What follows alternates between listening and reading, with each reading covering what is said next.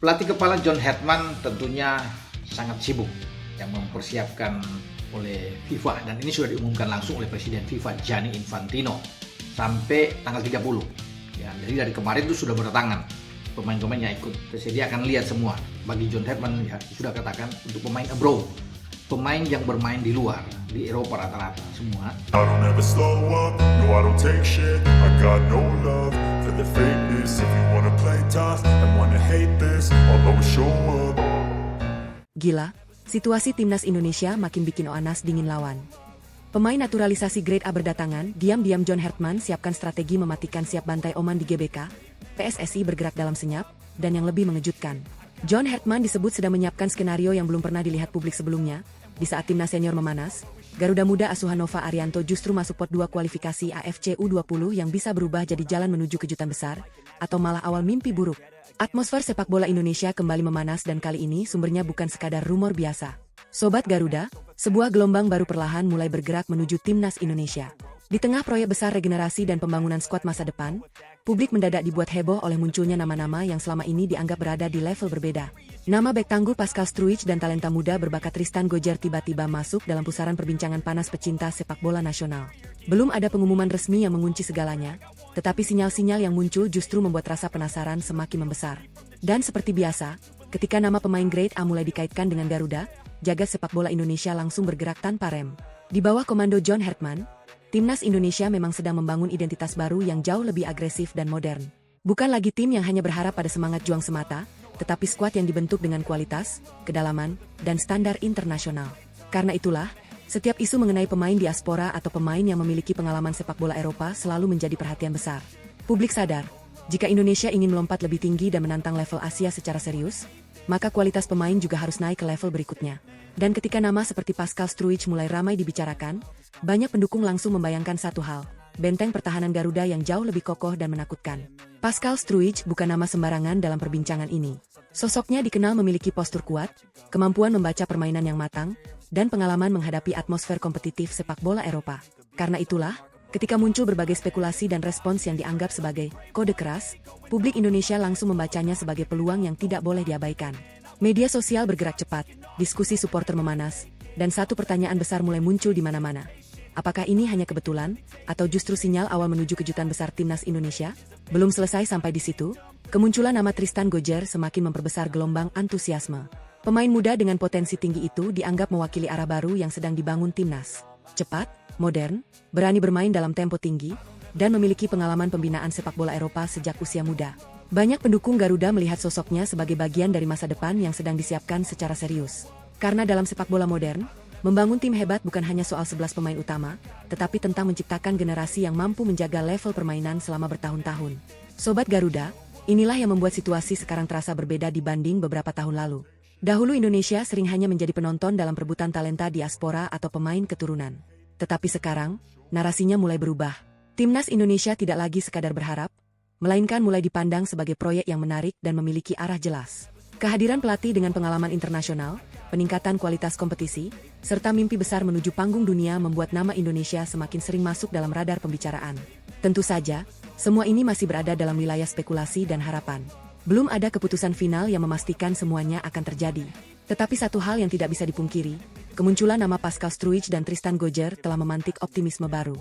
Dan mungkin inilah yang paling berbahaya bagi rival-rival Indonesia. Karena ketika publik mulai percaya bahwa Garuda bisa diperkuat pemain-pemain dengan kualitas Eropa, maka rasa percaya diri nasional ikut tumbuh bersama. Kini pertanyaannya semakin panas. Jika benar timnas Indonesia suatu hari diperkuat pemain-pemain grade A dengan kualitas dan pengalaman tinggi, apakah Garuda sudah siap naik kelas menjadi kekuatan yang benar-benar ditakuti di Asia? Atau justru ini baru permulaan dari kejutan yang jauh lebih besar? Yang jelas, Sobat Garuda, angin perubahan masih bertiup kencang, dan dunia sepak bola mulai menoleh ke arah Indonesia dengan rasa penasaran yang semakin sulit dibendung. Namun justru di titik inilah cerita mulai terasa semakin liar dan sulit ditebak. Sobat Garuda, isu mengenai pemain grade A bukan sekadar soal menambah nama besar ke dalam skuad. Ini tentang perubahan status timnas Indonesia di mata sepak bola internasional.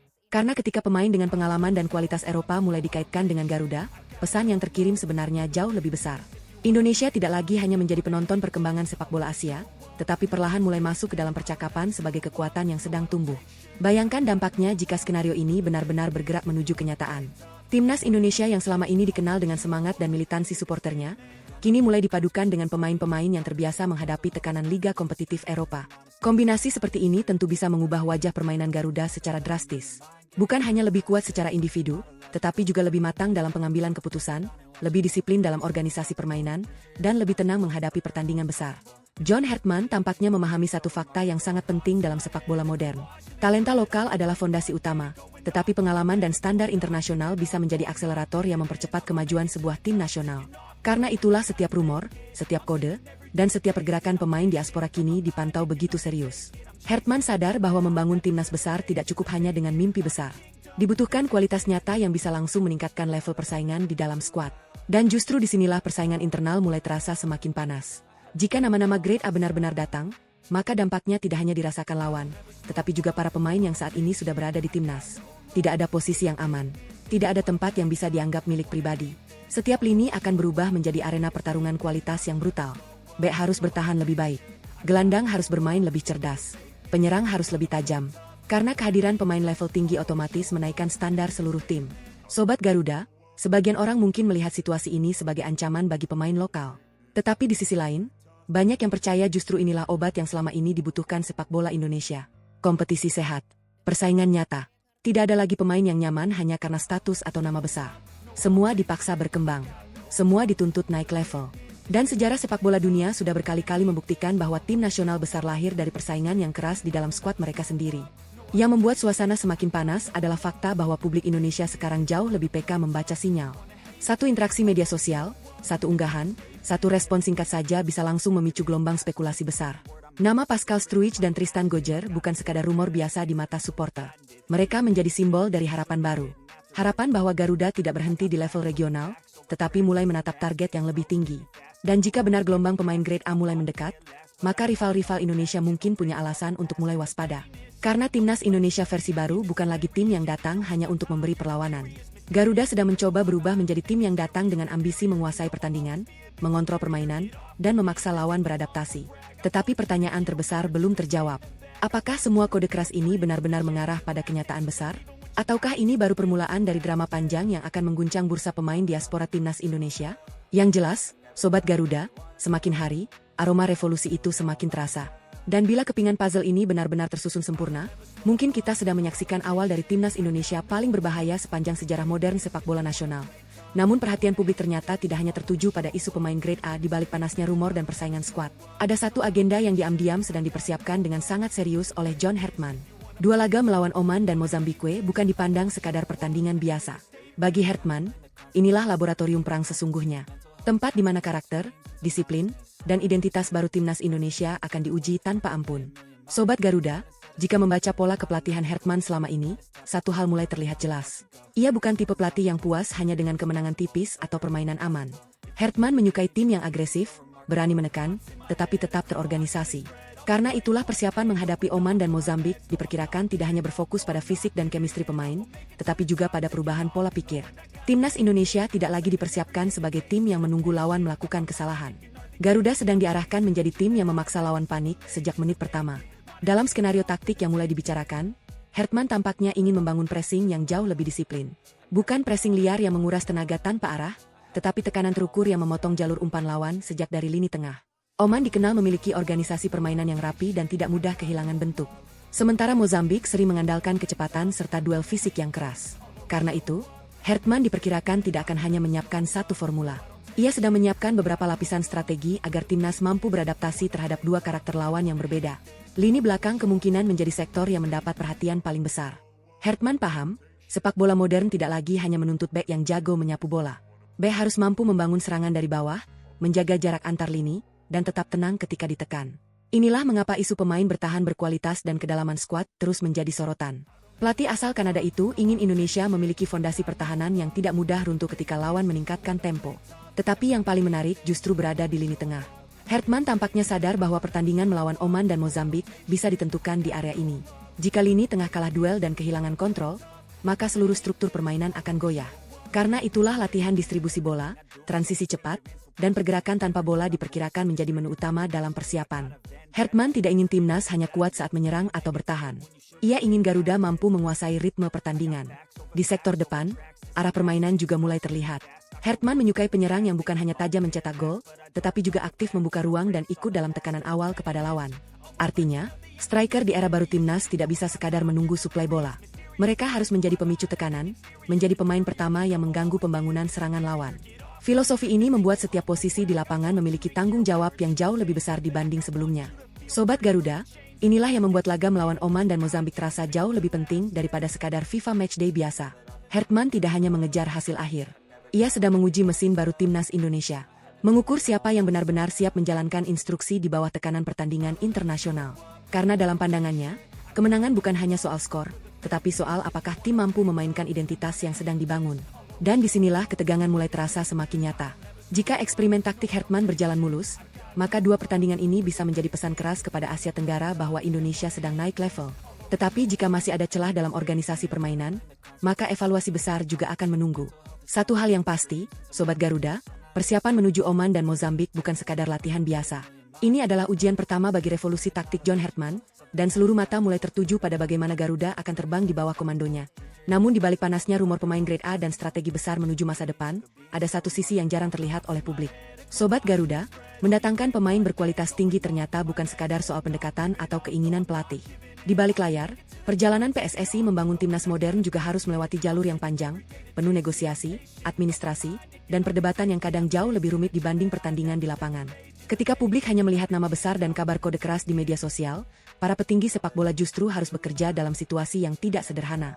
Proses pencarian pemain grade A membutuhkan pemetaan, komunikasi lintas negara, urusan dokumen, hingga pembicaraan yang melibatkan banyak pihak. Karena itulah setiap langkah tidak selalu bisa berjalan secepat harapan supporter. Ada prosedur yang harus dilalui, ada regulasi yang perlu dipenuhi, dan ada pertimbangan besar mengenai arah pembangunan sepak bola nasional. Di tengah situasi itu, pembahasan mengenai dukungan terhadap proyek sepak bola nasional juga sering masuk ke ruang diskusi publik dan pemerintahan, termasuk perhatian dari DPR RI. Dan disinilah cerita mulai terasa semakin kompleks. Sebagian pihak melihat langkah mendatangkan pemain grade A sebagai percepatan menuju prestasi internasional. Tetapi di sisi lain, selalu muncul pertanyaan mengenai keseimbangan antara penguatan skuad dan pengembangan talenta lokal. Sobat Garuda, perdebatan seperti ini sebenarnya bukan hal baru dalam sepak bola dunia. Banyak negara pernah menghadapi situasi serupa. Ada yang memilih jalur cepat dengan memperkuat tim melalui pemain diaspora dan pengalaman internasional. Ada juga yang lebih berhati-hati karena ingin memastikan pembinaan usia muda tetap menjadi prioritas utama. Dan Indonesia sekarang seperti sedang berada di persimpangan penting itu. Namun yang menarik, arah yang sedang dibangun PSSI tampaknya mencoba berjalan di dua jalur sekaligus. Di satu sisi, pembinaan pemain lokal terus digenjot agar fondasi sepak bola nasional tidak rapuh. Di sisi lain, peluang menghadirkan pemain grade A tetap dijaga sebagai bagian dari peningkatan standar kompetitif timnas. Strategi ini memang tidak mudah, karena semakin besar ambisi, semakin besar pula tekanan dan sorotan yang datang dari berbagai arah. Apalagi publik Indonesia kini memiliki ekspektasi yang jauh lebih tinggi dibanding beberapa tahun lalu. Supporter tidak lagi puas hanya dengan permainan penuh semangat. Mereka mulai menuntut hasil nyata, level permainan yang lebih modern, dan prestasi yang bisa membuat Garuda dihormati di Asia. Dan tuntutan itu otomatis membuat setiap langkah PSSI berada di bawah lampu sorot yang sangat terang. Di balik semua dinamika tersebut, satu hal mulai terasa jelas. Proyek menghadirkan pemain grade A bukan perjalanan satu malam. Ini adalah maraton panjang yang membutuhkan kesabaran, diplomasi, dan keputusan yang matang. Karena yang sedang dipertaruhkan bukan hanya satu turnamen atau satu pertandingan, tetapi arah masa depan sepak bola Indonesia. Dan justru disinilah ketegangannya mulai meningkat. Jika PSSI berhasil menyeimbangkan pembinaan lokal dan kehadiran pemain grade A, Indonesia bisa memasuki era baru yang jauh lebih kompetitif. Tetapi jika prosesnya tersendat atau tidak menemukan titik temu, maka perdebatan akan semakin keras dan tekanan publik makin besar. Sobat Garuda, pertanyaannya sekarang makin panas. Apakah jalan menuju timnas superkuat ini akan berjalan mulus, atau justru masih menyimpan drama besar di balik layar? Karena semakin tinggi mimpi Garuda terbang, semakin berat pula ujian yang harus dilewati sebelum benar-benar mencapai langit yang namun gelombang pembicaraan itu ternyata bergerak ke arah yang jauh lebih besar. Sobat Garuda, di tengah panasnya isu pemain grade A dan proyek besar timnas Indonesia, muncul satu wacana yang langsung memantik diskusi luas di kalangan pecinta sepak bola nasional. bagaimana jika regulasi kewarganegaraan dan jalur diaspora suatu hari dibuat lebih adaptif terhadap kebutuhan talenta global? Isu mengenai kemungkinan kemudahan status bagi diaspora dan pemain keturunan bukan sekadar perdebatan hukum semata, tetapi perlahan berubah menjadi topik strategis yang dianggap bisa memengaruhi masa depan sepak bola Indonesia. Dan ketika pembicaraan itu mulai dikaitkan dengan mimpi menghadirkan lebih banyak pemain berkualitas tinggi, atmosfer perdebatan pun langsung memanas. Di balik sorotan itu, PSSI dipandang sedang menghadapi tantangan yang tidak sederhana. Publik melihat banyak pemain keturunan Indonesia yang tumbuh di sistem sepak bola Eropa, bermain dalam lingkungan kompetitif, dan memiliki standar latihan kelas atas. Karena itulah muncul harapan agar jalur administrasi dan komunikasi dengan diaspora bisa semakin efektif sehingga pemain-pemain dengan darah Indonesia tidak merasa jauh dari tanah leluhurnya. Bagi sebagian supporter, inilah kesempatan besar. Kesempatan untuk mempertemukan identitas Indonesia dengan pengalaman sepak bola internasional. Namun Sobat Garuda, pembahasan soal kewarganegaraan selalu jauh lebih rumit dibanding rumor transfer pemain. Ada aspek hukum, ada aturan negara, dan ada pembahasan yang melibatkan banyak pihak. Termasuk perhatian dari DPR RI ketika isu kebijakan atau regulasi nasional ikut dibicarakan. Karena itu, setiap wacana mengenai skema yang lebih fleksibel bagi diaspora seringkali memunculkan dua kubu besar. Ada yang melihatnya sebagai jembatan menuju percepatan prestasi. Tetapi ada juga yang mengingatkan bahwa pembangunan sepak bola nasional tetap harus menjaga keseimbangan dengan pembinaan pemain lokal. Dan justru disinilah dramanya semakin terasa. Sebagian pendukung percaya bahwa jika Indonesia mampu menciptakan sistem yang ramah terhadap diaspora dan memiliki jalur yang lebih jelas untuk talenta keturunan, maka efek psikologisnya bisa sangat besar. Pemain-pemain yang selama ini mungkin hanya memandang Indonesia dari kejauhan bisa mulai melihat Garuda sebagai rumah sepak bola yang serius, terorganisasi, dan memiliki visi jangka panjang. Bukan sekadar proyek sesaat, tetapi gerakan besar yang sedang membangun identitas baru. Bayangkan skenarionya, Sobat Garuda. Ketika pemain-pemain keturunan dengan pengalaman Eropa melihat timnas Indonesia memiliki arah jelas, fasilitas yang berkembang, pelatih berstandar internasional, dan dukungan publik yang luar biasa, maka daya tarik Indonesia otomatis ikut meningkat.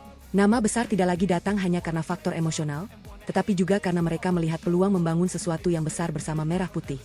Tetapi satu hal harus dipahami. Hingga hari ini, pembicaraan mengenai kewarganegaraan dan berbagai kemungkinan kebijakan masih berada dalam wilayah wacana dan diskusi yang bergantung pada aturan negara serta proses resmi. Tidak ada jalan instan. Tidak ada tombol ajaib yang langsung membuat pemain grade A berdatangan. Yang ada adalah proses panjang, diplomasi, dan keseriusan membangun sepak bola secara menyeluruh. Dan mungkin justru itulah yang membuat cerita ini semakin menarik. Karena jika suatu hari Indonesia berhasil menyatukan kekuatan pemain lokal, diaspora, dan sistem yang semakin modern, maka Garuda bukan hanya sedang memperkuat skuad, tetapi sedang membangun magnet sepak bola baru yang membuat dunia mulai melirik dengan rasa penasaran yang berbeda. Pertanyaannya sekarang semakin panas, Sobat Garuda. Apakah ini hanya mimpi besar supporter, atau justru awal perubahan yang suatu hari benar-benar bisa mengubah wajah timnas Indonesia selamanya? Namun cerita Garuda Muda ternyata juga mulai memanas di level yang berbeda. Sobat Garuda, ketika perhatian publik tertuju pada timnas senior dan perburuan pemain grade A, diam-diam pasukan muda Indonesia juga sedang menyiapkan langkah besar yang tidak boleh diremehkan. Kabar mengenai tim U20 di bawah komando Nova Arianto yang masuk pot 2 untuk kualifikasi AFC U20 langsung memicu perdebatan dan rasa penasaran di kalangan pecinta sepak bola nasional. Karena di balik status pot tersebut, tersimpan tantangan sekaligus peluang besar yang bisa menentukan arah masa depan generasi Garuda berikutnya. Sobat Garuda, banyak orang mungkin melihat pot 2 hanya sebagai urusan pembagian undian biasa. Tetapi dalam sepak bola internasional, posisi pot seringkali menjadi garis pembuka menuju drama panjang. Masuk pot 2 berarti Indonesia harus siap menghadapi kemungkinan grup yang tidak mudah. Lawan-lawan kuat berpotensi muncul, tekanan otomatis meningkat, dan ruang kesalahan menjadi semakin tipis. Tetapi justru disinilah mental Garuda Muda sedang diuji. Di bawah Nova Arianto, timnas U20 tampaknya tidak ingin sekadar hadir sebagai peserta pelengkap. Sosok pelatih yang dikenal detail dan disiplin itu perlahan sedang membentuk identitas permainan yang lebih berani dan modern. Nova memahami bahwa sepak bola usia muda tidak bisa hanya mengandalkan semangat bertarung. Dibutuhkan organisasi permainan, disiplin taktik, dan keberanian bermain di bawah tekanan. Karena itulah status pot 2 tidak otomatis harus dilihat sebagai ancaman. Bagi Nova, ini bisa menjadi panggung pembuktian. Perjalanan menuju kualifikasi AFC U20 juga tidak datang tanpa beban. Publik Indonesia kini memiliki ekspektasi yang jauh lebih tinggi terhadap tim kelompok umur. Setelah beberapa tahun terakhir pembinaan dan regenerasi terus didorong, supporter mulai berharap Garuda Muda bukan hanya tampil kompetitif, tetapi benar-benar mampu berbicara di level Asia. Dan tekanan itu jelas terasa. Para pemain muda bukan hanya membawa mimpi pribadi, tetapi juga harapan jutaan pendukung yang ingin melihat Indonesia terus berkembang. Yang membuat situasi semakin menarik adalah hubungan antara proyek timnas senior dan U20 yang kini mulai terlihat semakin terhubung. Jika John Hertman membangun standar tinggi di level senior, maka Nova Arianto sedang menyiapkan fondasi agar pemain muda siap naik ke level tersebut. Artinya, U20 bukan sekadar tim turnamen. Ini adalah jalur produksi generasi berikutnya. Tempat di mana mental, kualitas teknik, dan karakter pemain mulai ditempa sebelum benar-benar masuk ke panggung utama. Sobat Garuda, Pot 2 mungkin membuat jalan terasa lebih berat, tetapi sejarah sepak bola sering membuktikan satu hal penting. Tim besar tidak lahir dari jalur yang mudah. Mereka tumbuh melalui pertandingan sulit, tekanan tinggi, dan keberanian menghadapi lawan yang lebih diunggulkan. Dan bisa jadi, justru posisi inilah yang akan membentuk karakter Garuda Muda menjadi lebih keras dan lebih matang. Kini suasana menuju drawing mulai terasa semakin panas. Para supporter mulai menghitung kemungkinan lawan, menganalisis potensi grup neraka, dan membayangkan bagaimana Nova Arianto akan menyusun pasukannya. Karena satu hal yang pasti, Sobat Garuda, perjalanan timnas U20 baru memasuki bab awal. Dan ketika undian resmi digelar nanti, mungkin akan lahir cerita baru yang tidak kalah panas dari revolusi timnas senior. Pertanyaannya sekarang, mampukah Garuda Muda menjadikan status Pot 2 sebagai batu loncatan menuju kejutan besar Asia? Ataukah tantangan sesungguhnya justru baru akan dimulai saat peluit pertama dibunyikan?